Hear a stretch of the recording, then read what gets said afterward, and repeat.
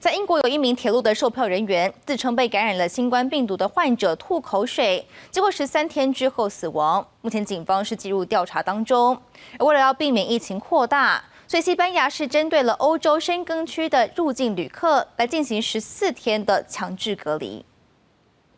这是不幸过世的47岁英国铁路公司员工穆吉卡。3月22号，他跟一名同事在服务的伦敦维多利亚车站遭不明男子追打、吐口水，还对着他们咳嗽。没多久，两人双身体不适，确诊感染。穆吉卡4月2号住院，带上呼吸器，3天后宣告不治，留下丈夫与11岁的女儿。 The person said, "Why are you here?" They said, "We're working." He said, "I've got COVID," and straight away he spat at them. 穆吉卡的丈夫表示，妻子本身有呼吸道疾病，疫情爆发后，铁路公司没有提供任何防护装备，就让她在现场工作。 They weren't given masks or gloves, so that they were exposed to everyone. It's her employer, the company, and the state who have to look at that. Me and her, we saw Belly on the 2nd when she left for hospital.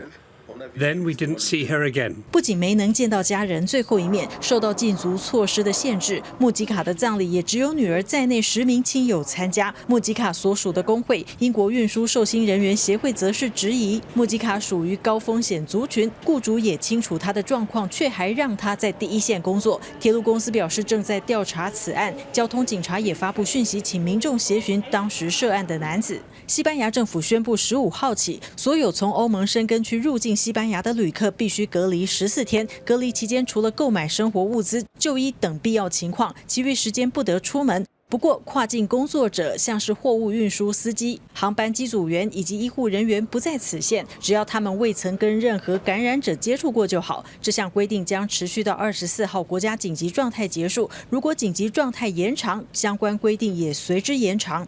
记者黄玉玲整理报道。